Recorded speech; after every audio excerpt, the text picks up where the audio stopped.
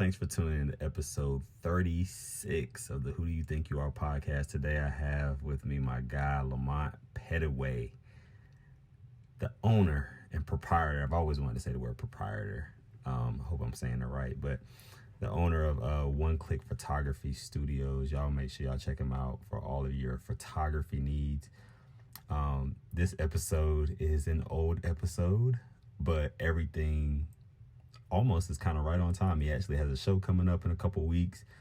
I'll wind up putting the information for that down in the description. But check it out, man. We had a lot of fun. We talked about modeling. We talked about collaboration. We talked about quite a few things and had some good laughs as well, like we always do. This is kind of just a peek behind the scenes of our conversations that me and him have on the phone. Just so happens that the camera was rolling. So I hope you enjoy. So finally. Finally. Well, I tell you, I'm gonna get you in the top 100. That's all that matters. I don't know about all that, man. Every time I see something, I just be like, this dude ain't got me up here yet. I'm just saying, damn, man. I got a little bit of damn name for myself. Let's get a little bit of notoriety. Nah, man. This dude done had the local postman up here before you. Not the postman. This is John Jones. He's my milkman. We're going to give him a little interview. I'm just like, damn, can I get on the list? You stupid. Y'all, you've been on the list. I tell you, we're going to get you in the top 100. That's all that matters. People don't even know what I'm doing for the top 100, but okay, it's going to be good. That's all that matters. As long as I made it in. No, yeah, you in there. So right. We ain't got no guest today. No, but that's fine. It is what it is. We got I call it the Ghost Tommy. Ghost Tommy? Ghost Tommy, he live at my house. He been there for some years, and so sometimes he be around. So some fall, that's Tommy. That's Tommy checking in. He gonna be our guest today. Letting you know. But we've talked quite a bit here and there, working. But now we're gonna get into some of the minutia of who do you think you are. Okay, let's get in. So that's my first question today. Who do you think you are? Who do I think I am? Yep. Let's see. That's kind of hard. It's kind of hard, but it ain't kind of hard. I kind of feel like, me personally, right now, I'm a photographer. I'm a show coordinator. I think I'm one of the best show coordinators in NC, and I have been for years, whether I get the recognition at times that I deserve or not. Right. And to get my flowers. But I'm just somebody that love the network. I love to work with people. I ain't the easiest person to deal with. Why you say that? if anybody would say anything about LP, can you I'm about to curse. You curse. Oh, okay. Stomp your feet. I ain't know you wanted to have to beat me out or whatever. Nah, but I ain't editing if you hear a couple things about LP, one thing you might hear is he an asshole, right? Okay. See, but I hadn't heard that yet. I'm surprised. And I ain't seen that yet. See, but you ain't been an asshole to me. I'm not an asshole, but that's just what people say. Because, you about your business. Right. And a lot of time I realized since I've been doing this, and I started way back in like 2000, when people do wrong and you call them out on it, you the asshole. Yeah. You the bad guy. Gotcha.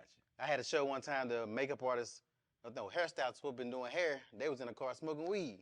I ain't know none of this mess. I find out about it. As soon as I find out about it, I find out about it after the fact, but I'm like, I'm not dealing with y'all no more, by no means. Right. But, between that, and they knew what I told them. Right. But what they say, he an asshole. Don't nobody want to put up with him, blah, blah, blah. So I think I get that tag because of that. And then, too, like, when it comes to my brand, I guard my brand like the boys overseas right now, guarding some of them borders over there. Like, I feel like your brand, your name is the most important thing. And if you let people tear that down, you can't have nothing. Like, your name in the streets, and Raleigh is not no humongous market. Yeah. Your name in the streets speaks volumes. Like, if somebody say LP, I would like them to, they either speak on the photography, because some people don't even know that they even know me from one side or the other. Yeah. Now, a lot of people now, since I started back doing fashion show stuff, more of the mesh and know both sides. Right. But I don't never want nobody to be like, he ain't shit, or he a scam artist, or whatever. Like you'll never hear none of that. You never hear scam. Now I know a lot of scam artists in Raleigh. Lord knows I do. But I can never fall under that umbrella, and I make sure that I work hard to keep that. Right. Because that means a lot to me. Right. And you said you started doing shows back in 2000? Yeah, I used to. I say Damn, you two. Old. Yeah, I'm old. That's why I got this gray. I'm trying to figure out how you ain't got no gray. You be down your shit. No, I don't. I'm 30. I'm 38. you got a couple In grades. 2000, I was in high school. You still got a couple. I got a couple. Yeah, I got. I'm about to be 44, so I guess I am. Yeah, but yeah, I started. I used to go to like John Casablancas and all that, the modeling school and all that stuff, and I left there in 2005. Okay. And then I just started my own thing. I started my own model group. I started training models, and then I started doing events. First, I started with fashion shows. Then I started doing live music events because I used to always feature artists in my events. And going hard about it. We used to like the early 2000s in this area versus now. Totally different. It's totally different, man. I wasn't even here.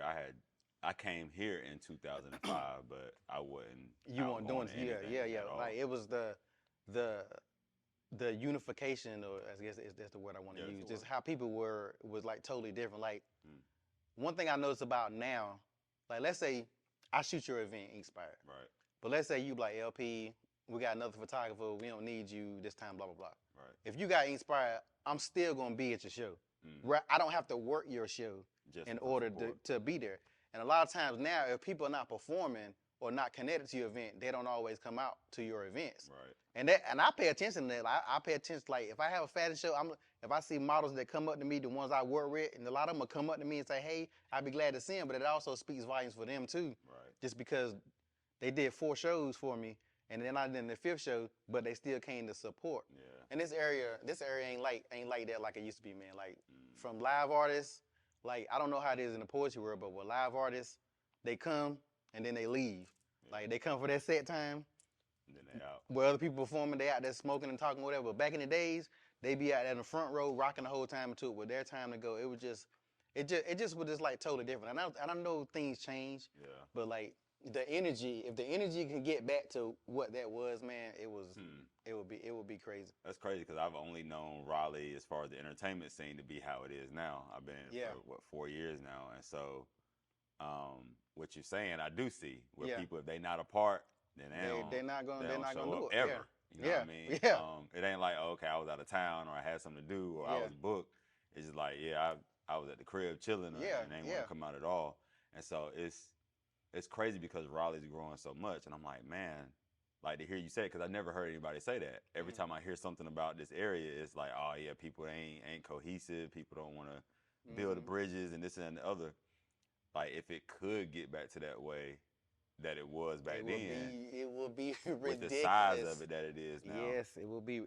And I think they always say it takes a village. Right. The village just doesn't. The village doesn't exist like it used to. Like now, everybody just worrying about themselves, and that's why I think where I differ from most, because if I'm dealing with you, I would try to support you as much as possible. Right. Now, if we start rocking for anyway, I'm an Aries, true blood. Like I rock with you hard body, but if we fall out, then it's a wrap. It's a wrap. Yeah. But as long as we dealing, right. You can hit me up anytime, and if I can do it, I'm gonna do it. Or if I can't do it, I'll refer it, or try to find other ways to help, even if it don't benefit me. Like right. it doesn't have to always benefit me in order for me to, do that. And that's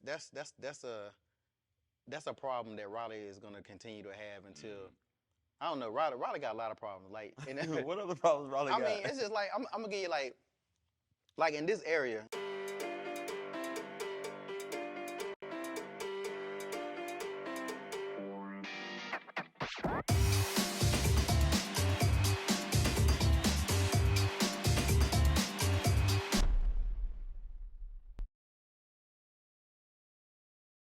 If you're not a rapper, okay, NC don't love you the same.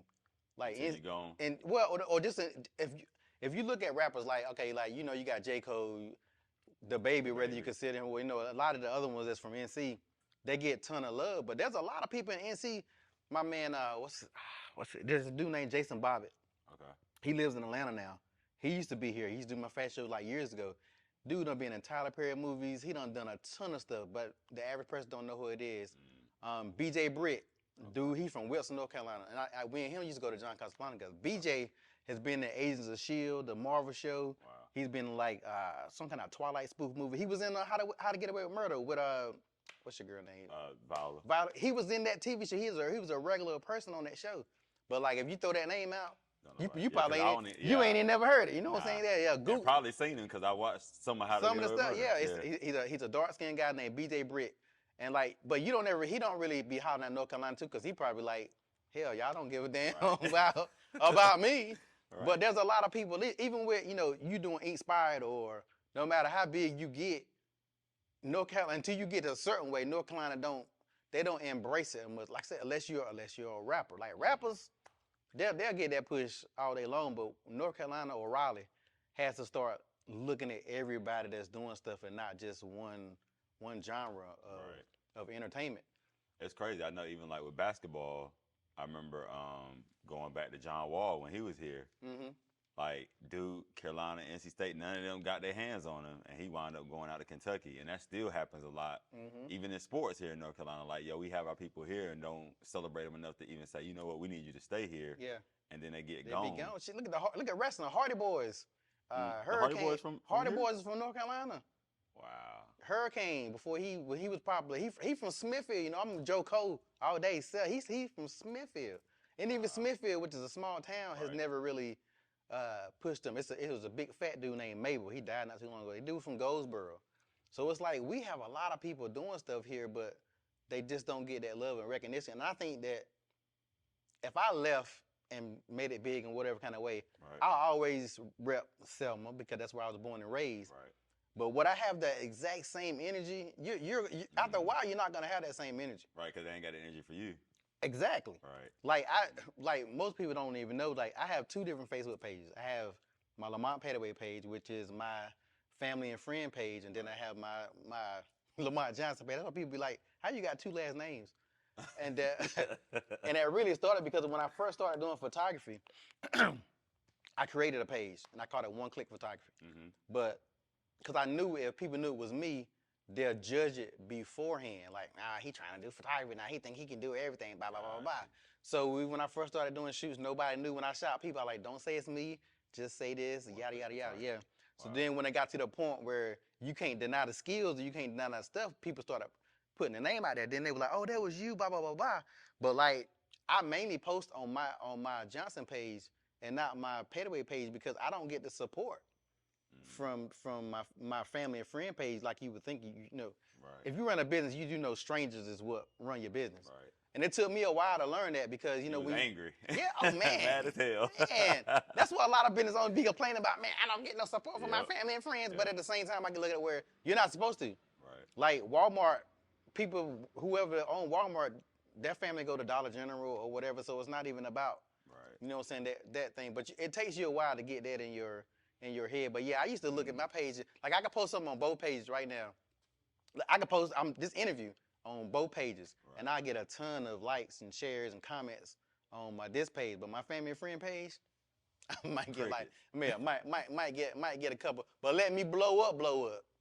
Then everybody be, and I still be just on that. I still be just on that page because that's crazy. And that's why I can understand when certain people get to a certain point, they be like, I got love for it, but they didn't have that love. You know what I'm saying, for me. Don't try to have love for me when I done blowed up. Then you want to, why you ain't representing? Why you ain't hollering out Selma? Dang, that's crazy. And it's for me. I haven't. My family's been super supportive, like ever since I was a kid. So I mean, I know a lot of people go through that. I just never experienced. Yeah. Now my direct, like my sisters and all that, they hard body. But I'm just more like people you go to school with and cousins and all that. Too, man. I had a lot of support. You definitely. I'm thankful. Yeah, you better be thankful. If your friends watching, you need to be thankful. I think what was it? Matter of fact, every single show I've had at least outside of my immediate family, if you count cousins and people that I like went to kindergarten with, elementary school and stuff, at least 20 to 30 people at every single show. Oh yeah, that's crazy. Yeah, I got a handful of my homeboys that come, majority of the time. They rock me hard about it ever since I've been doing it.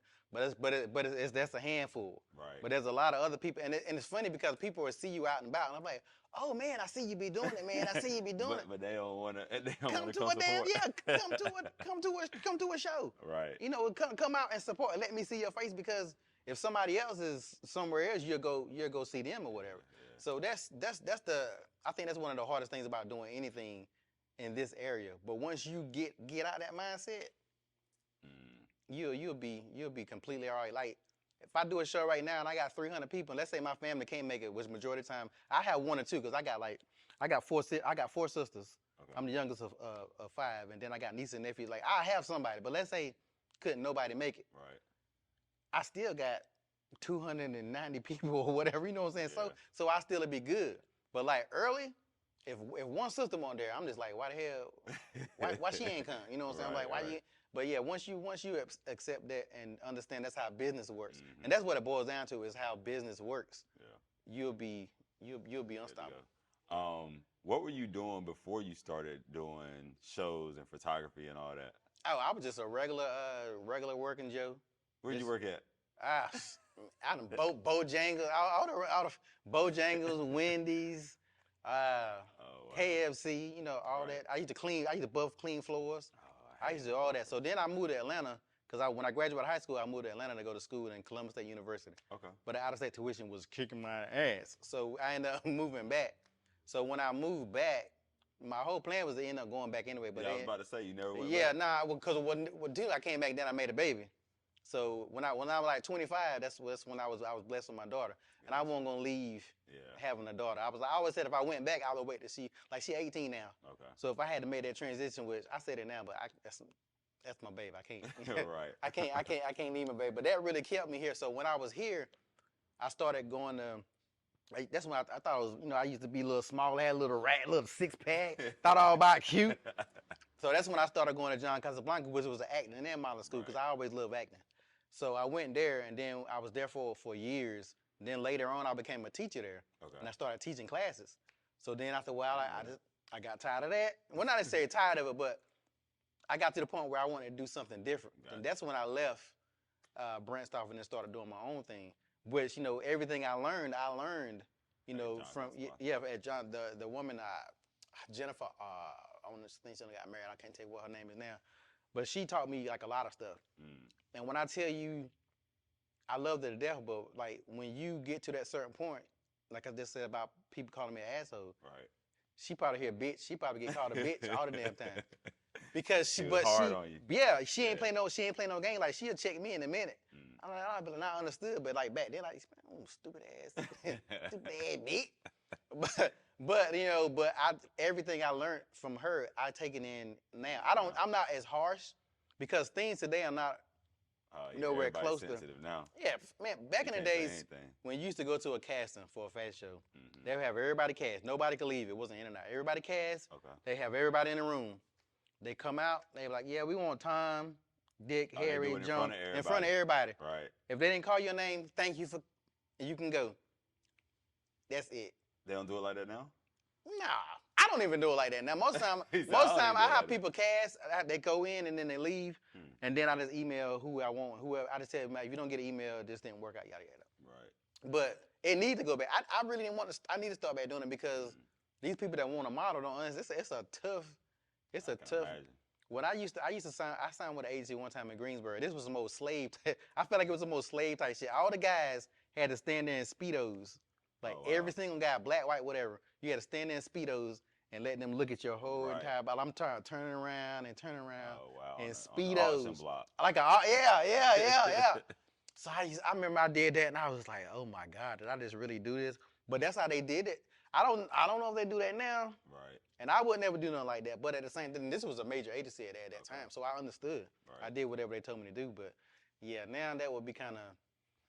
Yeah, somebody has something to say. Yeah, or call a lawsuit, or it ain't no telling what somebody might try to flip it. But I think a lot of people want to do stuff and don't understand the business part of it or the working. So when people do my shows, I have a lot of models that are used to. A lot of people have fashion shows where they just show up, walk. Right. They don't get no training. They don't hardly have no rehearsals. So when they get with me, and I have like 8, I might have 8 like this show, I don't know how many I have, but we got rehearsals up until the show, like twice a month. Right. And I train them and I go through that stuff, and a lot of them ain't used to that. Yeah. A lot of them be like, I can tell the ones that's not used to it, because some of them don't make it. Like they'll start a show, but then they can't make these practices and blah, blah, blah. And I'm like, okay, this is how I do, this is how I do me, because the end product is what matters. Yeah. And you can look at any video right now on Facebook. of a fashion show, and the models are just doing all this extra stuff, and they think they're killing it. It's like, no, man, what is all these 38 turns? He said 38 turns. Yeah, See, like, I don't even know what it's supposed to look like. So I just know if you don't fall, you're good in my eyes. Nah. The goal is to show the clothes. So if you're doing too much, you're taking away from the clothes. And that's what I preach all the time. These models be just doing this extra. And I know with urban, sometimes you get a little extra. Sometimes it's called for. But if you ever watch like Victoria's Secret fashion shows or Tyra Banks and all them, you see that little simple walk. Simple walk, pose, go back. They ain't doing none of that. Yeah. That's true. So, I mean, I add it here and there a little bit for entertainment purposes. Right. But when the models are walking, it's still, they're walking because they need to, show and sell the clothes. And that makes sense. I ain't need to show the clothes. Like, that's the point of a fashion show. You know what I'm saying? I tell girls, like, it ain't about you. Like, as a model, you're just a marketing tool. That's what you are. It sounds harsh, but you are a marketing tool to sell these clothes. So how do models wind up becoming big like that? Because it's not about them, it's about the clothes.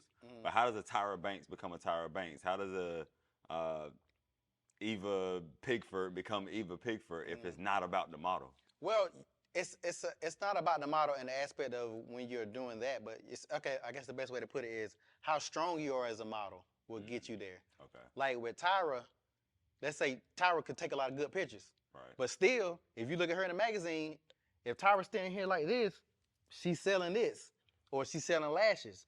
Right. You have never seen a picture of Tyra Banks in the magazine unless it was an interview or something like that, where it's about Tyra Banks. She still has on something that she's selling or whatever, or she's doing an ad campaign or whatever. So when you get to that point, that's how it's a lot of work to get to that point. It's a lot of grinding. Now, Eva did the Top Model TV show, so she was a little different, but like the grind, it's hard.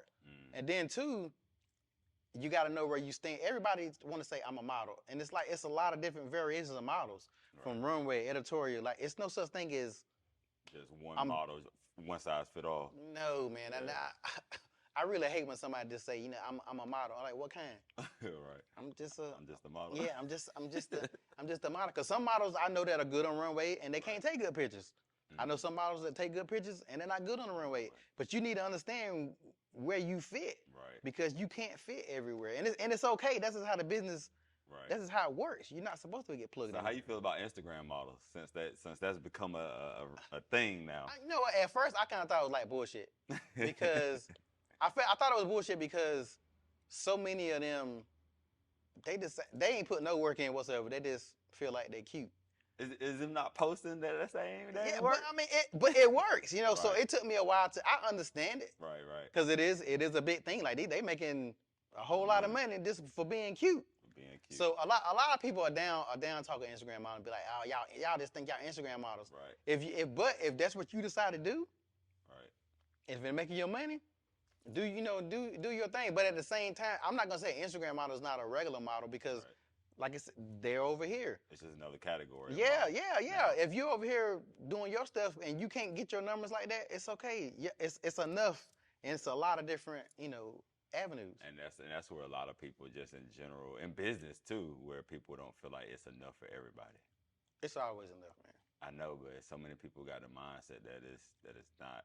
And I think that's why some people don't support. I think that's why some people don't want to work with other people, because they feel like if you shining, they can't shine. Man, let me tell you, like when I first decided to do photography, like when I was doing fashion shows, I used to have mad photographers just come take pictures at the fashion show. Right. But when I decided to pick up a camera and really, nobody want to teach you. What? Not even just teaching. Most of them didn't even speak. They never like shit. They never knew. Like it's funny. Like Rick Crank, we talked to him earlier. Rick is probably like one of the oldest. Rick old as shit. He been in the game. He was taking pictures of Jesus back in the damn day. He probably in the Last Supper. Just fucking back to catching that.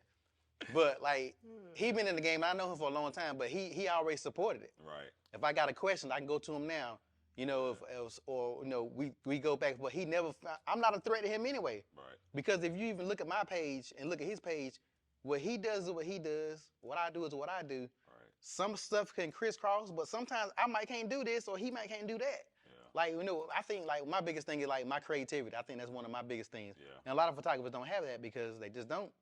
But it's nothing wrong with that. They just stick in their sticking, their zone. But like, it was funny to me that so many photographers that I used to put on, like I used to set them up photo shoots with models and stuff like that. But when I picked up that camera, brother, they didn't want to mess with me, man. I'm talking about like not even responding back to messages type shit. Like it was like serious because whether they felt like I was a threat or whatever, which it's ridiculous. Yeah. Like there's enough for everybody.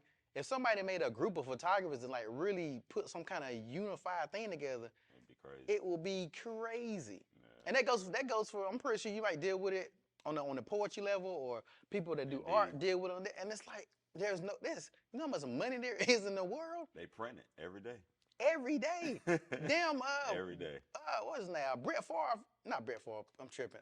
Aaron Rodgers just got that humongous contract. Like NFL players get paid $140 million guaranteed. Like that's a lot of money that's guaranteed. Guaranteed. So it's like, and it goes back to what I was saying earlier about the problems that this area has. And I'm pretty sure all areas have it. But I don't live in Atlanta. Now Atlanta is more. I've been to Atlanta a couple times. You can go to Atlanta and I didn't know nobody, and they come out. Atlanta's and support. Cohesive. Yeah, man. Atlanta has all. That's why I always felt like I eventually was gonna go back. But my biggest thing was I wanted to make something here. Yeah. And I was just like, man, we got everything they have. Right. We just don't got that energy. That is the only thing that we do not have. That's crazy. I know I was down in Atlanta. I'm actually going down there tomorrow, but I was down there a week and a half or so ago and went to a networking meetup. And like you said, like that energy that was in the room. And the whole room was writers, producers, directors, actors, and videographers. That's pretty much the whole makeup of the room. But everybody was just like, the energy was super dope. Everybody connected with each other. It wasn't people standoffish over here. Yeah, and this person over side here. eye, like who this nigga? Right, and even the people that have been in, like there was one of the guys that was hosting. Some of his footage was in the Kanye documentary that just came out. Oh, okay. The other guy that was hosting, he's been in plenty of TV shows, movies, all types of stuff. Super approachable. Yeah. You know what I'm saying? Like giving me information about the Atlanta area once they found out I wasn't even from there, and bringing my show there next year. They're already ready to help. Ready to help. Yeah, but you're not getting that here, brother. I get it from a couple people. I get it from a few people here. I will say that. I ain't. But not like it. Not like you should. I mean, I got a couple people I network with that's hard body, but it's not like it could be or how it should be. Like we're at this point. That's 2022. What is it? 2022? I can't remember. Yeah, it's 2022. Yeah, I asked somebody the other day, I'm like, is it 2023 or we 19? I barely know what day it damn is. Ever. Without my phone telling me what it is. But like we should be at the point now where we don't have to worry about that. Yeah, I guess you already don't have to worry about it, but it still should be more people that are cohesive than not. Yeah, so like I've always had this thing in my head for years, and I write it down all the time. I used to change the list. And I wanted to do, it was kind of like, I don't know if you remember, you know that much about it, like King Arthur or whatever. You know, King Arthur he had a round table, all his knights or whatever. So I've always thought about putting together like something similar to that with a lot of different people that do different things. Yep. And everybody a branch do their own thing, yada, yada, yada. But at least once a year, everybody would join up to do one big event, like a RBC, what's the big... I know you're talking about where the NC State play at. Yeah. I don't know why I can't think of that damn thing. I know some letters, that center. PNC. Yeah. PNC arena. Yeah, on some shit like that. Like everybody just put it in and everybody do it. And then it's kind of like Voltron, and then everybody branching out. Right. You know, but, and I think when I first made that list, maybe like mid-2000s. Okay. And I used to just go back and change it. Then I see this person doing it, I go back and change. But I never moved forward. And maybe start, I'm saying here now, maybe I need to go ahead and do it because even if everybody don't go aboard, even if you invite 10 people and only 5 people really do it, and those 5 people... 5 people powerful and can pull. And do it. Yeah, that would be dope. Like, I ain't no lightweight. Like, I don't feel like I'm damn juggernaut, but I ain't, my name, I got a little bit of pull in the streets, because I've been doing this, for a while, for a while, man, and I have no problem bragging on myself, man. Like, there's very few people that did stuff way back early 2000 that's still doing stuff today. Like, I'm still doing fashion shows today, and I still can pack them out. I had retired a while or whatever, but then, when I recently started back, but like back in the days, it was really like, now you got fashion shows every time you turn around. Yeah. But like early 2000, like, you had me, this woman named, I think her name is Mabel. I've never met her, but I've always known her and seen her. Tim Johnson was doing shows. And it's like, seemed like it's like one other person. They was the ones who consistently doing events. Right. It wasn't so congested like it is now, which I get it. Everybody think they can do a fashion show. Just jump up and do a fashion show. And the problem with that, to me personally, is you still got to have structure, and you still want to make sure, don't do it just for the sake of doing it. When I retired, I can't remember what year I retired. I said I was done doing fashion shows. I was about to ask you why you retired. Yeah, because I had got tired. I had done everything. I've done lingerie, swimwear.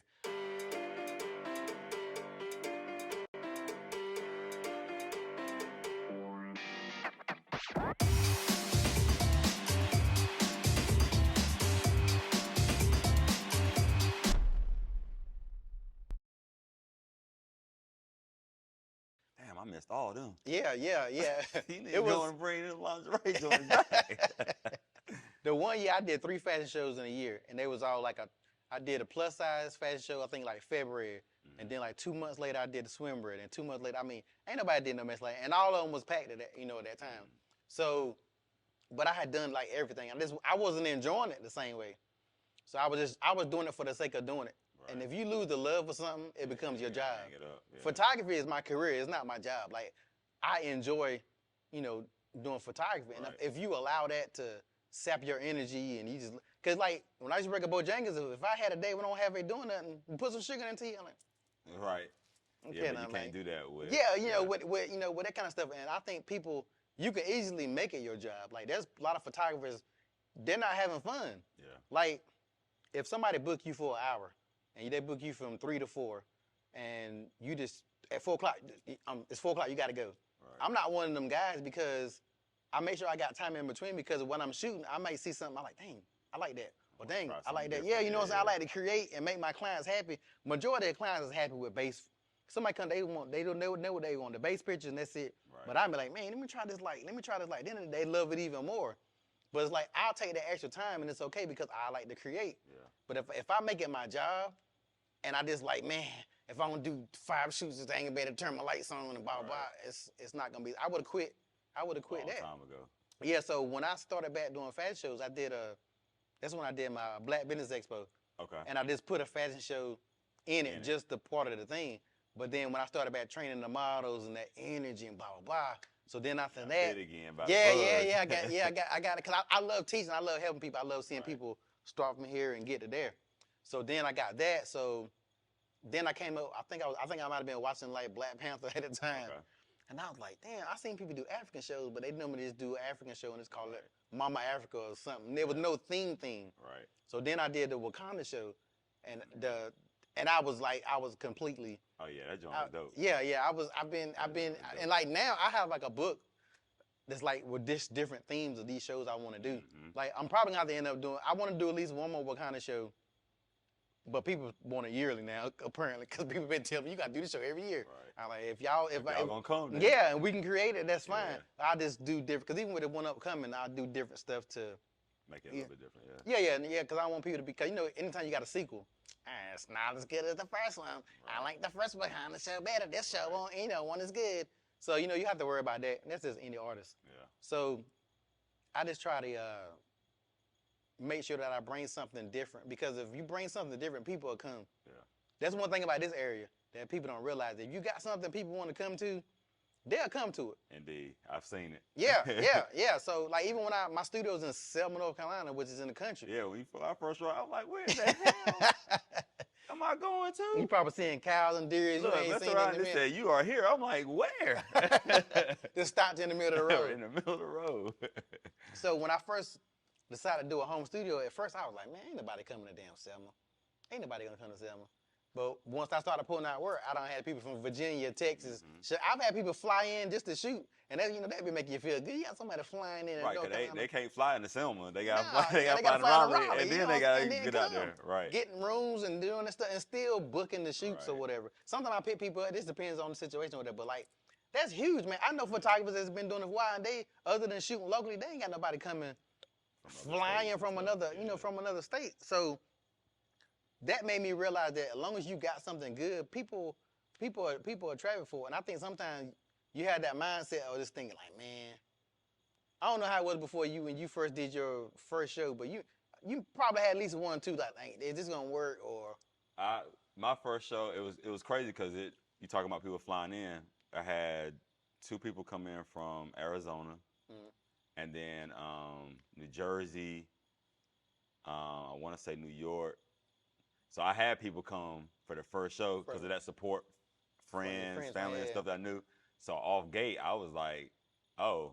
So somebody tell me, I'm like, yo, look, I got a show the other day. I was like, oh, I live in Maryland. I'm like, yeah. Well, I had somebody come from Arizona, so it ain't even no thing in my head now. There ain't no excuse. Yeah, so I didn't have to go through that, thankfully, because I probably would have. You know what I mean? And I was wondering if it was gonna work, and as many people didn't show up as I wanted to, stuff like that. But when it comes to having the support here and also from other places and people traveling, I had that off gate and was thankful for it because I didn't have to go through that of wondering if somebody would, because if nobody had came from other states, then when somebody said, oh, I'm from Maryland, I'm like, oh, okay, well, you know, maybe if you move down this way or if you happen to be down here, let me know. When you gonna bring your show here? I'm like, no. No, I don't do that. I was telling some people just at the Music Brains event, they was like, oh yeah, I don't live here. I was like, but you here now, right? Yeah. And then they kind of stopped and was like, yeah, I am. I'm like, where you from? They was like, oh, I'm from Charlotte. Yo, it's right up the road, obviously, and we coming there soon. Somebody like, oh, I live in Atlanta. Oh yeah, I'll be in Atlanta next week. Like, yeah, we starting the ball. And so then for me, it don't, unless you out of the country. If you out of the country, I ain't got to that point yet. Yeah. But if you in the country and y'all got a plane, it ain't no excuse. Right. Yeah, now, if you don't want to come, you don't want to come. Yeah. And, right. That's all you gotta say. People just don't want to come out. Yeah. Come out and say that. I remember when my very first show that I did, my big show, I think I did it at St. Aug. It was either St. Aug or Shaw. It was one of the two. And it was funny because you had to get $1 million insurance policy. Back then, $1 million insurance policy, you had at least pay like $600 to get it. And I was like, you know, and it's just me. Like, I don't have sponsors or nothing. It is just the grind. I always grind it out. I'm like, man, I ain't got no damn going $600 or whatever. So I just didn't do it. So you're supposed to turn in the paperwork before you did the event and everything. Oh, you playing with fire. So the whole show, I'm like, man, I hope nobody just don't show up and say, hey, you didn't never turn in the paperwork. Everybody gotta go. Yeah. So I was like, the first hour, I was like shook because I was like, man, I hope this. But luckily, you know, them folks probably didn't do the paperwork right, which was fine. That was the one time that somebody black just not doing the job right was okay with me. You stupid. Yeah, because I was like, oh man, I was so shook. Wow. But after that first show, I was like, you know, the energy from it, seeing people coming out there, and this was before social media. Like, people don't realize, like, the grind is one way now, but the grind back then, when you had, even if you had MySpace, it was nowhere close to the IG and social media now. Yeah, you had to be walking around here, passing out flyers, talking to people, blah, blah, like, to get people to come out, to get people to come out, period, is not the easiest thing in the world. Right. But back then, I don't think most people now do events could even come close to even lasting back then, because like if social media got turned on right now, a lot of people not gonna be hurt. They're not gonna know how to adjust.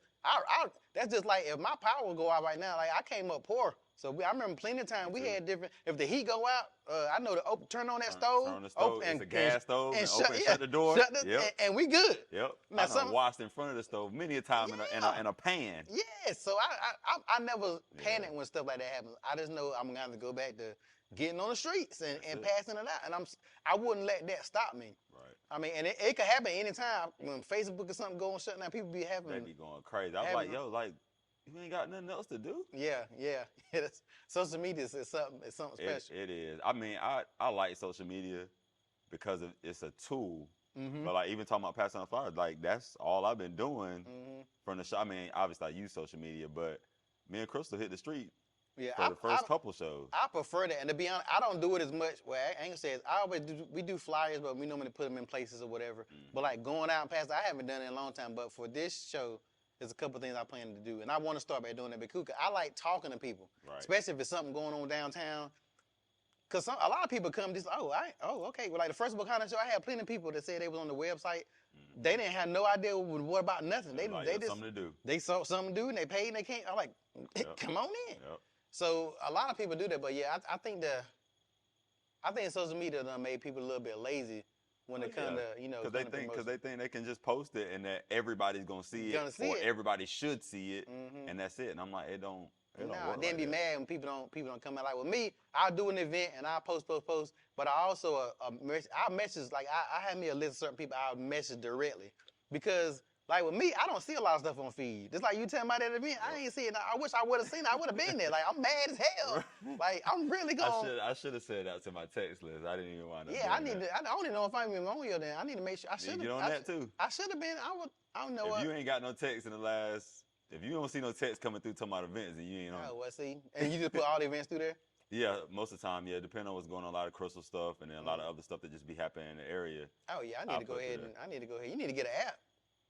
I thought about it, man, but to actually get an app done properly and have somebody run it properly, it's just too much work. I'd rather just use a text list. It's something that's gonna go right to your phone. Because in the app, they gotta download it. They get a new phone. They forget to re-download the app. Then you just start losing stuff. So I'm like, with the text list, as long as their phone number don't change, then we in there. And hopefully, if I meet somebody at an event, typically people don't go to events by themselves. So if it's 3 people and through all 3 of them get on the list, let's say one on phone number change, well, one of them 3 gonna remember, and they were like, "Yo, we going to the," and they're like, "Oh man, yeah, I forgot. Ain't even on the list no more. I don't get the joints." Yeah. And then they gonna wind up coming anyway. Yeah, I need to start doing that, man. Many times done shows, I never, cause people you do have little email lists, you know, they do email blasts back in the days. Right. Majority of the time, instead of radio, they do. Yeah. But I don't know. I'll be having stuff in my mind, and then the thing be about, I'll be left. Just use my list. You ain't gotta pay for it. I already pay for it. Oh shit! Well, that sounds good too. Then that'll work. And I gotta add myself to your list. Yeah, we'll get you. Because it be the little stuff you forget about until after the fact. Not like, man, god dang, why I didn't do this or why I didn't do that or blah blah blah. I was telling Chris the other day, I was like, man, I wish we had the text list from the very beginning. It would be crazy. It'd be crazy now. We have at least, because you already know some people get on and they ain't never gonna come no way. They just saying they gonna come. But then there's a lot of people that get on and they forget. Life happens, whatever. They don't get reminded, they don't see it on social media, they ain't never heard of you again. But man, we probably have about 10,000 people in that thing by now. As many people, because we out talking at all these events. We could have had probably 10,000 people in that thing. Yeah, well, I mean, you still get that, ain't you? Oh, it ain't never too late. No, ain't never too late. By the end of the year, you might have them close to it. I'm working on it. Yeah. We'll see. But yeah, man, we can definitely we can do that, because even when I did it at your last Wakanda show, that was the first time I did it successfully at a big event like that. Okay. And so now I understand now how to do it at an event to have more people actually get locked in than not. And so I have already planned on sending your joint out to the list anyway. So that's even. Yeah. Look, you wouldn't even known. Yeah, I wouldn't even got that alert myself. You got it. But text list? What text list? Yeah, I would. Yeah, because I know you had mentioned it before. Yeah. And like I said, with me, I probably was like, damn, let me ask them about it, and then I might have just forgot. My mind, man. Sometimes when I tell you I got so much stuff in my head of stuff to do. Like, sometimes it's a lot of things you want to do, you may not have the resources to do, or you can't get to it yet. Like I keep books. I got a ton of not even just shoots. Just like I tell you about the putting a group together. I want to start doing networking events, because people used to do that. We used to have, man, early 2000, like at least it used to be a guy, I can't remember his name, but he passed away. He used to do like an event like every Wednesday, like a networking event. Right. People really don't do that as much. Like, at least I don't know. If they do, I don't know. There's a couple around here. A couple of them say, like I said, I don't know, but I need to find out. But yeah, he's do every week, and I was like, I want to start doing something. Maybe they just do it at a skating ring or do it at bowling. Because when we used to do stuff at a skating ring, it was cool because everybody skating having fun, but you still able to network, and then you still able to see people outside of the. Because sometimes people tell me, you always seem so serious. Because I'm always in a serious environment. Yeah, if you see me, like if you see me in my show, you see me hosting in 1 minute. Right. But like when I go back there behind that stage, boy, it's like sort of slot up in there if they ain't doing what they supposed to do. Yeah. Because I'm very whether if you sensitive or whatever, then you have to get over it. Because like I said, it goes back to your brand. Right. Like I go back, I'll yell in a minute. I'm not gonna yell like you stupid bitch or like I ain't no Gordon Ramsay. Gordon Ramsay is my spirit animal though. That's my man, right? That's my man. If I could talk like that, I would love. But I be don't care, boy, nah. But I be damn near close because like you'll go backstage for an event, and you probably don't have to worry about it much because I think your ports, you can see your ports. Yeah. But if you got an event and these people supposed to be lined up, and you go back there, they taking selfies or doing the other stuff. Yeah, you ain't on your job. What are you doing? That's why they be calling you an asshole. Yeah, that's why I probably get that tag, and then they don't even want to do it no more. But that's fine, as long as you do what you're supposed to do. And at the end of the day, if somebody do say something like that, like explain to me how was I an asshole? Tell me how. And I guarantee you, if they tell me how, I'll find fault with what you did. Now, I ain't perfect. Right. You know, but at the same time, if I'm wrong, I'm quick to say I'm wrong. Yeah. I just ain't wrong that often. You know what I'm saying? I'm not wrong that often, but I don't have no problem admitting I'm wrong. But a lot of times, these people, it was one show, this girl, she didn't ever come to practice, hardly ever come to practice. And I'm like, look, you're not coming to practice. So I think the last practice she missed, she came up with she had to work or some mess. I was like, this is not gonna work, you know, because I can't be hard on these other people and let hard on you. These people coming from Charlotte. I had models coming from Virginia every week to come to practice, from West Virginia, from Charlotte, driving to Raleigh for practice. Wow. But you live in Raleigh, and so I ended up putting out a show. So she go on her page and write this long thing talking about these people don't understand. Yeah, you're gonna be mad because I gotta work. I done work 12 hours and I just forgot. I think her excuse was she just forgot. I just forgot, blah, blah, blah. So of course her friends, people's up there like, oh yeah, they clapping, chiming in, yeah. Yeah, so I jumped in there. I dove in that damn conversation. I'm like, no, you didn't. This is tell the truth. Doing tell the truth. Oh, and I remember when I messaged, I was like, you probably about to block me because I'm about to put everything in there. Because you don't. Like, I used to be a person who would tag. I ain't gonna indirect. I would tag you on a post in a heartbeat. Yeah, that's why they call you an asshole. You definitely an asshole. But it would only be if it was warranted. Because it's like, what you're not gonna do is sit here and try to tell people that I'm this way in the third, based on your story. Because like you said, they're gonna co-sign because you. I heard he was an asshole. Oh, blah blah blah blah blah blah blah. Okay, now tell them the truth. Right. You didn't come to practice. You didn't do what you're supposed to do, and I gave you several chances. Yeah. That's why. Just like now, I let people miss maybe one practice unless it's an emergency. Mm-hmm. And I had this last practice. I even told the models, don't put me in the situation where I gotta put you out of the show because you missing multiple practices. Like, communicate with me first of all. Right. And if you get sick or death, I get it, but communicate. Right. No call, no show. You gotta go. I don't play that at all, bro. Like, if no call, no, because like a lot of people do a no call, no show, and then when you reach out to them, they'll tell you, oh, well, this happened, blah, blah, blah. But I always give people like 2 days. And I look on their Facebook. Right, and they done posted it and right, done so this, that, and third. You could have hit me. So once I see that, it's done. Like, I'm just like, so what you want to give me that? Well, I still saw you posting. Right. You was able to post, but you couldn't took that time to tell me why you didn't come. Yeah. Oh, well, it just ain't gonna work. And I don't even like putting nobody. I always I don't put you out of the show. You put yourself out of the show by not doing what you're supposed to do. Like, I'm not even that type of person. Like people think, people be thinking I'm just kick people out. Get out of there, throw people out of the windows, like Uncle Phil putting out jazz. But it's like, people just gotta understand, and sometimes people don't respect your shit like you do. Yeah. That's why people say, oh, why you don't get help? I was last person girl said, why you don't have help? Because people don't do what they supposed to do. Like, and this. But you're gonna have to have help to get some of the visions that you want out. You're gonna have to have some help. But when I find people that I really, really know that do right, it's fine. But like, until then, like, I have my stuff laid out so much where, like, most time you have a host, you have a backstage coordinator, you have this person doing that. I'm doing all that shit. Like, I host. Every now and then I let somebody else host, which is hard for me because I love hosting. For one, I'm good at it. Yeah, you know what I'm saying. I'm not no damn joke. I ain't gonna front. That show the first one kind of show. And I was like, this nigga is funny. I was like, yo, I ain't even, because I mean, I had seen you a few times at that point in time. We had been around each other a little bit, but not for real, for real. Yeah. I was like, they got everybody in this world rolling. Like, he done changed his voice. And I was like, yeah, all right, okay, I see. Because I used to host events all the time. Me and my partner, Mosca, we used to host a whole lot of events. But we used to host like live music events or whatever. Right. But I mean, I just fell off because I was just doing other stuff. And I love hosting. Right. But when I hosted, that allows me to control the flow of the show. Like, if something is wrong, I can do this. So sometimes we have other hosts that don't. A lot of people want to host, but they don't know how to host. A lot of people don't know how to host. If you don't know how to fill dead time or to do something like that, if you ain't got a band or some music or DJ, like you got to be able to keep it going. And a lot of people, man, some of these people, oh yeah, pay me $1,000 for what? Pay you $1,000 for what? They don't even do $1,000 for work. Them radio personalities be killing me with that, bro. It's like, for what? Because they got a little name or feel like they got a little buzz. I'm gonna tell you, radio ain't shit. I hate to say it. Radio dead. No, and only people buying radio time at the club. At that. Like, I've never had a problem bringing bodies in the club without radio. It's cool to hear. Now, the first time back in the day, you hear your name on the radio, you like, oh shoot, right. No.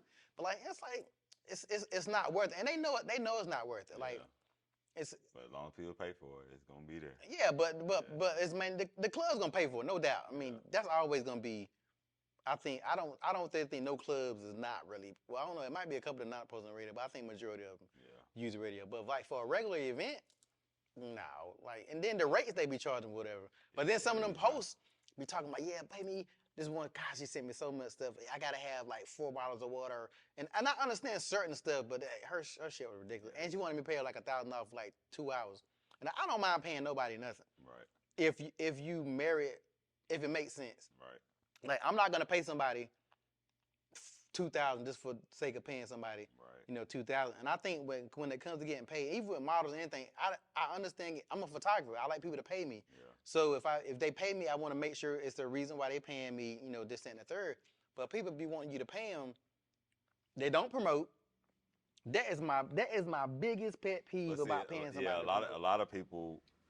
And I've noticed that a lot of people want to be paid to promote separate from what they're doing. Drake don't have to promote nothing. You put Drake name on there, it's Lil Wayne ain't got to promote nothing. But if you local and you doing an event, like, and I look at it like this: if you a singer and you like, yeah, man, let's say it's $50 again, and just pay me $100. I need you to at least, by me putting your name in and you promote, at least 2 people coming because of you, because of that, because that pays. Because if it doesn't, what I'm giving you $50. I understand you want it because of what your talent and you feel like you're worth it. I get that. Right. But at the same time, what Drake get, MC Hammer can't get. You know what I'm saying? Like, MC Hammer's not going to get Mary J. Blige money. Right. You know what I'm saying? And it's a reason behind it because they're not going to make that money for MC Hammer. Right. So that's what people don't, I think a lot of people don't understand that side of the business too as well when it comes to how you charge and what you should charge or whatever. Right. Because if you are paid a certain rate, that don't mean you just show up and perform. Like, you should, you got to bring people out. Yeah. And I'm with you. I don't make people promote in that particular way. Like, I make them promote some, but not make them be required to bring in a certain amount of people. But I know for me, like, I promote stuff that ain't even mine all the time. You know what I'm saying? If I'm going, people will hit me. If I post something, people going to hit me and be like, yo, like, what's this? You going? Da-da-da. And I'm like, yeah, like, this is dope, da-da-da-da. And I'm going to keep pushing it. Mm-hmm. You know what I'm saying? But some people just... I don't know why it's like that, but it is. Because if I was a poet that actually performed and I'm getting booked for something, like, y'all would promote it. Yeah, like, why would you not promote it? Right, because I want more people to be there so that the people that don't know me who are there with more people, more energy, da-da-da-da, and then the rhetoric behind it just becomes even bigger. And so everybody winds up winning. Yeah. And then you're going to want to book me again because you brought that. Like, I've dealt with a lot of artists throughout the years and a lot of the stuff, and I never understood that, man. It's like, I think a lot of people see this side, but they don't want to work. It's like, I used to deal with a lot of artists, and some artists they performing, they got the outfits, they ready. Some artists just look like they just got off work. You know what I'm saying? Come in, dirty old pants, hair ain't even done. Right. I'm like, dude, where your performance gear? Like, what do you even know? I remember I used to do called Carolina Connect, and that was a live band event. Okay. And I would take local artists and put it with a live band. And most of them have never, like, some of them used to be so happy because they had never performed with a band. And I used to tell them, like, yo, if you ever make it, you at the Grammys or whatever, you're not going to be performing like, hey, track number 3, DJ. Nah. No, you're going to play with a band. And playing with a band is totally different from a track. And a lot of them learned that, especially when the music transferred over. So a lot of them was very thankful for that opportunity. But some of them were just like, think they could just show up high. And that's another thing. People be high as... I don't knock smoking. I don't smoke myself, but I don't knock it. I just don't think you should be inebriated in any kind of way. When you performing or doing something. Or when some people, I perform better when I'm high.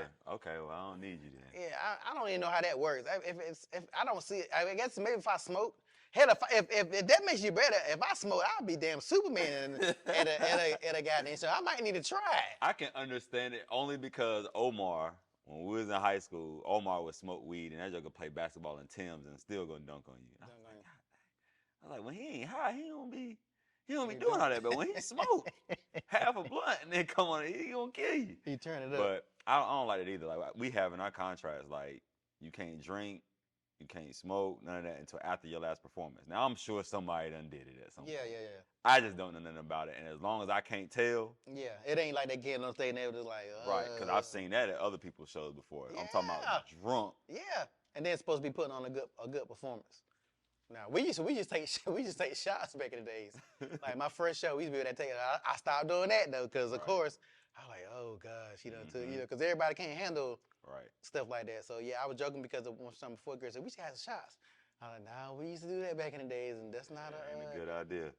Nah, but when you're dealing with like rappers, it's like they think that's a guarantee. Like they got to have it. Like so, I used to be a lot of them. Like I remember I did this event at the Garner Historic Auditorium. That's like a mainly white place, so you can't be about that bull jiving. Right. Dudes are backstage drinking. They even throwing the bottles in the trash can and whatever. And the attendant that was there pulled me to the side. He was like, they back there drinking. I really can shut this down, and have to tell y'all to go. But just go ahead and take that. Man, I went up in there going off. Crazy. I mean, I'm talking about like going, like y'all about to shut down my all we done work for, because you couldn't have waited to the after party or something like that, or at least be slick with it, or or something. But yeah, that I don't know. I think everybody don't take the grind as serious as they want, cause like one thing with me too, whether it's fashion show, photography, whatever, I take it serious. I don't have step on not one thing that I do, and I'm pretty sure you understand that because the moment you have step is the moment that somebody that you might want to see gonna be like, what? That was that was it. You was on some BS. So Yeah. So I feel like once people understand that you're that type of person, or understand your drive and your heart, their respect. Now some people ain't. They still gonna be like, well, you still an asshole. Well, whatever. You know what I'm saying? Like if you finally understand that, like this means a lot to me, and it has to be successful, or I don't even want to do it, or I can't do it, because at the end of the day, if let's say the Wakanda show, let's say models was tripping and falling in the show, show had long breaks. It ain't gonna be the model. It's gonna be like it's gonna be you. Yeah, they gonna be like, oh, this is a LP show I've been hearing about. That Wakanda show, I heard it was good last time. This time, man, I had 5 people fall and roll off stage. Yeah. So like when I go to people's shows. But sometimes it's hard for me to go. I don't know if you ever go to poet shows and you probably just be like, what? Do this. I can't turn that clock off. Yeah. So even when I'm doing a show and I'm enjoying it, but then like the host be like, we'll be right back. There ain't no music playing. Ain't nothing. This I hate dead time. So the whole time I'm just like, oh my God. Do something, say something. So like, but a lot of people that do events won't even ask people for advice, or like I know people not get on people that try to do fashion shows that I know. And like, why you didn't ask me for help? We work hard, but I probably wouldn't even charge you. I want to make sure you're successful, because you do the event and it's not, you should have came to me first. Right, and especially if I'm coming. Yeah. I'd be mad when shows be bad. I'm like, y'all paid my money to get in, because I won't be getting in nowhere free. You know what I'm saying? Like I paid my money to come, and it's garbage. Like Like, if I know something, like you said, ask me, because I ask people all the time. Yeah. Like, I'm still trying to fix certain things, but I be asking, like, yo, what I need to do with this right here? Because I don't like how this went down. Yeah. But I think some people are too prideful. Some, people don't like asking for help, and I get it. But at the same time, I feel like when you asking somebody to pay their money to come see something, then you need to put your pride to the side, and you do need to ask for help if you don't know how to do whatever. If you never done it, like I've done all kind of events, but I've never done a poetry event. So let's say I was like, somebody asked me to do it, I'd be like, hey man, you give me. I would come to people that I know, and be like, give me some tips. Now I can easily just be cocky enough to be like, I can figure it out. I got it because I'm used to doing this, and I got it. But I still would ask, and it ain't about pride. That's just damn common sense. Actually, like. if you're a team or we support each other, it'd be different if I don't mess with you. Right. I'm not gonna ask somebody I don't mess with. Right. now that's something totally. Hey, once you go in and ask him, I don't fuck with him, man. I'll fall before I ask him. But yeah, you gotta ask other people, man. That's pride. What they say? Pride comes before a fall. Before the fall. That's what it say. Pride comes before the fall. I mean, I'm a very prideful person myself, but at the same time, I'm not gonna let that hurt me or or damage me. What they say? Cut off your nose and spite your face. Spite your face. Yeah. As soon as I started, before I did photography, I remember telling Rick about it. I was thinking about doing that. We talked about it a little bit. And then when I got camera, what camera? I was nagging the shit out of his damn ass when I first started, because I even wanted to make sure I even wanted to do it. Yeah. I really was playing around. Like I was doing it on the side. I had no idea I'd be doing it full time. Right. Now, and like I said, him embracing me and and I look up to him too. And I've always looked at him and his work and his skill or whatever. So when he wasn't, now some of the other ones that were acting funny, they really weren't that good to start with. So I really wasn't tripping. But with like him, that made all the difference. Right. Difference in the work, and it made me better. Right. So when somebody's trying to do something they've never done before, ask for some damn help. Right. How does a photographer, videographer, or somebody that's doing something new that's in that creative field, because normally when you start out, you do stuff for free. Mm-hmm. How do you transition out of once people know you're doing it for free into actually making it something that you can make money from? I think with me, it took me, I think I went a whole year before I didn't charge nobody. Most people ain't gonna do that. Yeah, I went, because I didn't, you know what, and I never called myself a photographer. I would say different stuff, but I felt like I had to graduate. And I didn't call I can't remember what I called myself, but I didn't never officially call myself a photographer until like later on, because I felt like I ain't got no business charging nobody right now. I don't know what the hell I'm doing. I don't know what the hell I'm doing. I ain't got this in the third. So once I got to a certain point where I felt like, and then too, I made sure that I built my resume up, like with my photos or whatever, stuff like that. And once I got to that point, I just went on, and I gave myself a date. Okay. I was like, by this date, then I'm gonna start charging. And then I started charging a little bit, and then I started charging a little bit more. I mean, even when I charge, what I charge now, it eventually go up, because once your skill levels is going up, you got to start going up. Once your resume is, once you add to the resume, you got another degree. Yeah, I used to shoot with one speed light. Now I got like 2 Explorer 600s. So like when you can't do that. That's what I think a lot of people that's holding a lot of people back. They're putting all this investing in themselves and still ain't charging nobody, or still doing it for free, or a 3-hour event, I do it for $50. Right. What? $50? For what? Right. You know what I'm saying? Like, and I guess it's hard because you feel like, you say you tell somebody, it's gonna be $300, and they say no, and they go to somebody else, you feel, I just lost $300.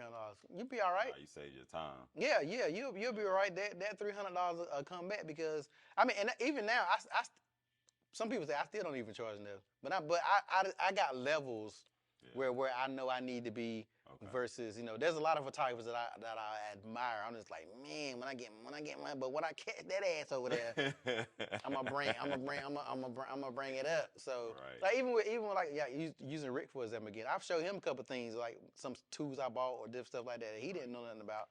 So that made me feel like old man, I'm about to snatch that pebble. About to snatch that pebble from your hand, man. But yeah, and I get people being scared to charge. Yeah. But you gotta learn, like, people make you broke doing free stuff. And don't get me wrong, now, for me to sit here and say I don't shoot nothing free, I'd be lying. Right. Like, there's certain people I network with, I shoot free. Because it makes sense at certain points in time, but that's still one of the things that you're actually good enough to make money off of. Yeah. With me, it gotta make sense.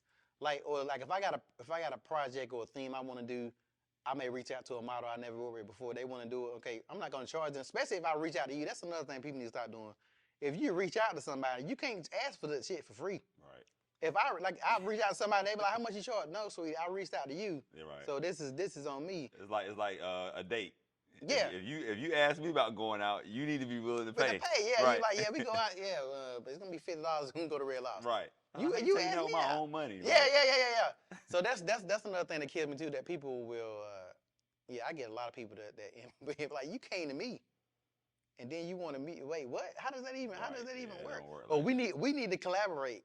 Oh, that's the thing that I get so tired of hearing. We need to collaborate. No, we don't need to collaborate. If we needed to collaborate, I would have reached out. You know, most of the time I don't even respond back. Sometimes I just read it and it ain't even worth responding back because. Oh, you want it then? You leave people on red, man. If it's something that like with me, sometimes I respond, but most of the time, I just leave them.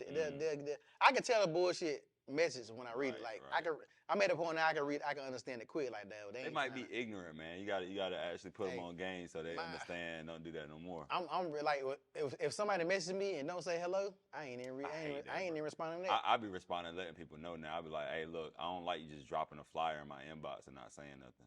Like I literally be messaging people now. Really? I hate that shit, bro. Somebody did that today. They just dropped, and I'm like, what is this? That's like if you walking by me on the street and you got a flyer and you just slap the flyer in my hand and just keep moving. Walking. Yeah. You ain't say, hey, how you doing? Hey, can I talk to you for a second? Nothing. Yeah. Like what? What is that? Yeah. I get that. What's your rates? Good morning. Rates for what, man? And hi. Yeah. Good morning. But yeah, most of the time, on my experience, even when you say something, it ought to. Most people that's about business got basic manners. True. Like, true. Most of the time they say something like that, they're either young and even before I decide what I'm gonna do, I go look at that page. Like I'm quick. That's why I tell people, pay attention to what you put on your page, because I'm gonna scroll that motherfucking page. Yeah, I'm a scroller too. Yeah, I'm like, nah, I'm not even. That's not even. They're not talking about. They ain't got no money. They ain't talking about nothing. they anybody waste my time. Listen, I'm gonna send you a link to the text list, and the people that you don't want to respond to, just send them that link. Let them click on that and go on the text list. We're gonna get some money out of them some kind of way. Oh man! All right. So man, here we're gonna wrap up. In the beginning, I asked you who you think you are. And now as we wrap up, my question is, who do you think you will be? Well, like in history or just in general? However you perceive that question. I think that I will be, when it's all said and done, one of the greatest producers and photographers, not just in this area, but it's period.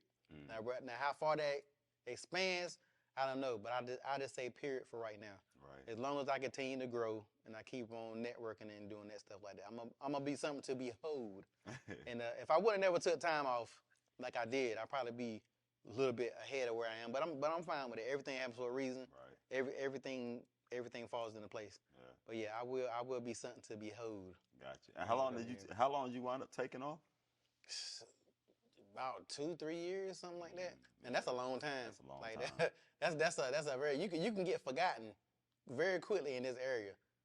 No matter what you do, you could you try to come back, and they be like, you just like you starting over from scratch. Right. So yeah, I was scared of that when COVID hit. Yeah. I was like, man, people gonna forget. Yeah. But as long as you still sprinkling it here and sprinkling it there, and I would still share a story, just let people know, I'm still here. I ain't doing nothing. He said, I'm still here, but I ain't doing nothing. Yeah. Because even when I started doing fashion, I was wondering how the response gonna be for me getting back into it, and it was good. It was good. Yeah, it was real good. Yeah, very, very, very good. And it made me feel good because I'm like, I still got it, but still got a little something. Right. So when you say one of the greatest producers and photographers, like, what does that look like for you? Do you have because I know you say you got all these books and all these ideas. Is that you going through and getting at least half of these ideas out? Is that you making a certain amount of money? What does that look like? Yeah, with me, I don't feel like, even though money, a lot of times people say money shouldn't define your success. Right. That's me personally. I think a lot of people could be successful and not be super rich. I'm successful now. Right. Am I rich? Hell no. But I'm trying to get it. I'm good, but I'm not. So I don't think that connects. I think for me to get there is, I basically have to make these things happen that I've been wanting to happen, and really just take over this. I'm trying to be like Lex Luthor, sitting at a table, all the bad guys, running stuff and putting everybody there. Because the one thing I will say, it'll only take one or two people that really can link everybody up. That's just like even with the black movement. I think one of the problems we have, we don't have black leaders like we had back in the days. Right. We still talk about Malcolm and Martin and stuff like that. That was the end of that. Yeah. Who do we have a black leader now? Like, who's our black leaders? Vice President. That ain't even that don't even count. Right. So I think that's once you get a couple, because some people, everybody ain't meant to lead. Yeah. And that's another thing people need to realize. Everybody not meant to be a business owner. Everybody not meant to be the boss. Yeah. Some people are meant to be the workers. It may sound bad, but it shouldn't. But it's the truth. Yeah, you can't have a business without workers. Right. Like, know where you stand. Like, I saw a post the other day. Everybody needs to start a business. No, everybody can't start a business. If everybody started a business, who's going to work at the business? So, no, it's only, and then being a boss is hard. I've been a boss for years, and it's hard. And Lord knows what I do. I deal with women on a regular basis. I don't deal with a lot of dudes. I deal with mainly women. You have a group of 20 women. Yeah. You think all of them going to get along? Hell no. That's a whole lot of eyes cut or a little slick stuff. Because that's just, and I'm not knocking women, so don't at me. Right. I love women. But y'all know how women, you put a bunch of group of, oh no, that's not going to work. Yeah. So it's hard. Yeah. But if you are blessed with that gift, you know it. Like you know you was a boss. Like you're not meant to be under people and working. Like you may have to deal with it till you get to that point. Yeah. But you a boss. I'm a boss. I can't work a regular job now because I'll be ready to kick the supervisors in the face. Right. So on the first day. Yeah. Like the last time I tried, I was like, oh my God, I can't do this. What was the last job you had? I worked at CNC and it's a place in Smithfield, like doing machine work. Okay. And one thing that pissed me off, man, was like it was black people there, mainly Hispanics and black people, a couple of white people. All the white people was in charge. Not one person of color was in charge of nothing. That's the first thing I noticed, but I was like, all right. And like my supervisor, he was super racist. You know a racist when you know a racist. Yeah. People kid me telling me, oh, he's not. You know a racist. Mm-hmm. And one thing that used to piss me off is a lot of the black people used to be like, the older black people, like, man, this is how he is. What? This is how he is? Oh yeah, we. Oh, talk a whole lot of stuff on the side. Right. But when we be in the meetings, like this. Right. I'm saying up. So then anybody got anything to say? Yeah. Why we coming in here on Saturdays and don't have nothing to do? So they were ready to get. They were ready. You the asshole there too. They was ready to get rid of me. When they liked me up until that point, but once I started speaking up, oh no, he a rebel rouser. We gotta get rid of him. So yeah, so then they used COVID. That's around what time COVID hit, and they was laying people off or whatever. So they used that to get, which was fine because I was getting that unemployment money at that time, that $900 a week. I ain't mad because that allowed me to be able to get where I needed to be. But a lot of jobs, I think it's like a slave mentality. Even though the slaves are free, but are we free? Cause like in the mine, a lot of people are just still held by stuff, scared to speak up. Yeah. Be quiet and dip your head low. I ain't never been like, even coming up. Guess why I used to get a lot of whoopings, because I used to be trying to explain stuff to my mom. But like that's another thing that's holding us back. Yeah. From getting to where we supposed to be because people just scared to speak up. They'll talk junk. We talk junk to each other all damn day. All day, but we won't say nothing. But man. So yeah, so I think we got a lot of hurdles we need to get over, but we can get over these hurdles, man. Like it really just take more leaders and more people to step up. And I think like even in entertainment fields, you inspire people, but we are becoming these leaders as well. Right. Because people look at us and they look at what you're doing. People at your show, they looking at you walking around or whatever, but they just like it's inspiring them or it's making them like, dang, I used to want to do blah blah blah, but I didn't do it. I guarantee you probably started at least 5 people that started something based on seeing what you've done. Yeah, I've had that too, and that has made me feel better than something like that. It was like, 'cause I think that's one of the purposes of life, is to bring something that wasn't here before you were born. I think that's the purpose of life, me personally.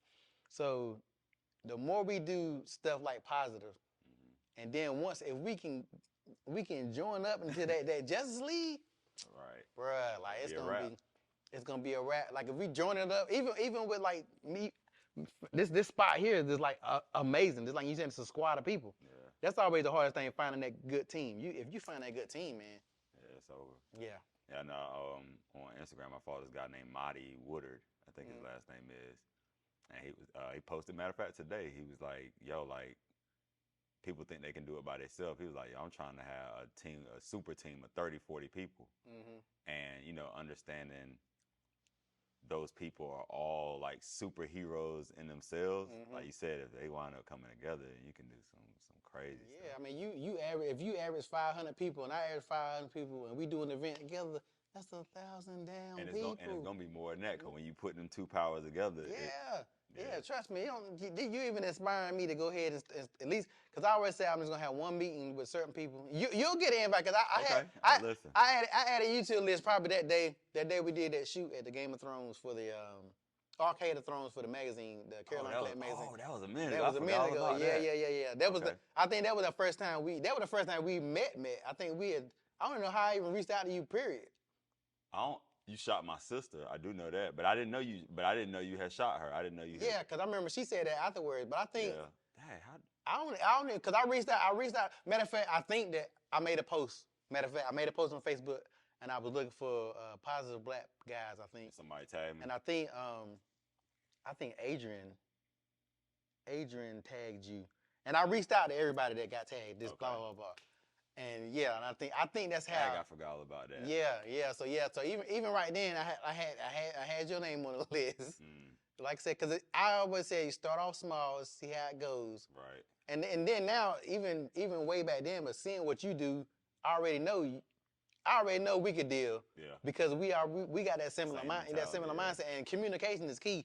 We can do something together, and we may not agree on stuff, but if we can talk about it instead of like, oh man, fuck you then. I ain't want to do this shit anyway, you old poet nigga. So if it's, as long as you don't get to that point, you got people that can really sit there. And I don't even, and for real, I don't even in the bit. I used to be like that in life, but then I calmed down probably like 30 or so. I calmed down a lot. But then in the business world, I ain't like that at all. Yeah. Like how you were saying how people didn't speak up. Like that's how I was at first with Inkspired. I'm just now getting to the point where you speak up. Where I speak up a little bit more with Inkspired, because I do understand how serious it is for me and how it does affect other people's lives. And so, but before, I'm like, dang man, they ain't even fulfill their contract, man. I'm still gonna pay them anyway. And like, cause I'm like, man, I'm new around here. You know what I'm saying? I don't want people to think this and. So that was me, and that ain't my temperament anyway. So now it's like, nah, like this is how I do things, blah blah blah, and I expect what I expect. Yeah. But I don't get belligerent. So we wouldn't even get to that point anyway, because from what I can tell from being around you, if somebody's respecting you, then you respect them. Yeah. And so I wouldn't come out crazy, no way. Yeah, I mean, I was a little bit wilder. Like I said, back in the day, I just can't be no model, because you be like, man, nigga, I done showed you how to walk, bro. I'm like, man, look, like, man, my foot long, bro. I don't know. Nah, I'm real patient. I'm real patient when it comes to that. Yeah, but I'm really gonna focus on that, man. I really think it can get done, because I used to say to people, used to be this event. I can't remember where this event was at. But it was like a big ass event, and it was white. It was a white event, but the event had like 10 people that put it together. Right. There was only one person that really spoke, but the rest of them, where you want to call them angel investors or whatever, how you want to put them, it was a squad of folks. Yeah. But people thought it was just that one white dude, which it was not. So I think the only thing that you got to do when you put something like that together, can't nobody have no egos. It can't be like, oh, it got to be SP, LP, all presents. No, it ain't got. It can just be whatever we come up with that, and that's what it got to be. Yeah. Like a lot of people feel like I got. That's why they think I be hosting. Like, you just love to be in front of. That I host because for one, I'm good at it, and two, I can control the tempo on it. And at the same time, I don't. I do like to host. I mean, I do like to see people can look at me. Yeah. But that's not the reason. Like I would love to just be backstage. Make sure all that runs. Yeah, and let somebody do it. But people just. My last time I used a host, she did an amazing job. So definitely ain't talking about her. She did a great job. But I've had people in the past. I used to have one other dude who used to host my event. That dude was awesome. I mean, I ain't spoken to him, and I don't even know where he even at now. Wow. But he was like a dude I would trust. I could throw him. That dude, he could run it. Yeah. But a lot of people be wanting to get paid for no damn for no damn reason. That's like paying the models to host at a club. Right. Hosting mean you're talking on a mic and talking to people. Hosting don't mean you sitting in the VIP with your girls drinking. Right. How is that? That's not hosting. And they getting paid more than a DJ. Yeah. So they getting paid probably about 2 stacks just to be in the corner chilling. If you get your money, I ain't mad. Right. But if you a DJ, you can't have a party without a DJ. You selling yourself short, bro. Like, yo, what are you, true. You know, what are you doing? I ain't never thought about it. DJs probably should be charging. Charging what? Way more. I bet your boy, what's your boy, boy Cleve? He gets paid, you know, to he the DJ. You ain't ever DJ Cleve. He do the parties like all over the place. I don't even go to parties. Well, I don't either, but I went to one of his parties. But but that's what he does. He's a trap. But his name bring people out. But based on the regular club, man, they be paying them DJs. I don't know what they're doing now because I ain't in the clubs like I used to when I reached. But he used to pay them about $400-500. So you can't have a party without the DJ. That's his period. Right. But you got these models in here. They paying for their room. They paying for their girls to get in. They getting free drinks. And you paying about 2 racks. I be over there playing country music on this something, bitch. Like, y'all get ready for some Garth Brooks. Cause you're not about to play me. You know what I'm saying? That's but that go back to what we were saying earlier. You got to know your worth. Yeah. Like, this is my rate. You don't want to pay it? All right. We good. Go book your cousin. Let your cousin come in here with his iPhone and plug that shit up, bro. Look, man, don't be talking about the iPhone, man. That's what I'm recording on, man. I'm just saying, but that ain't no damn setup. Right, you can't mix. Nah, at all. Yeah, so it is what it is when it comes to that.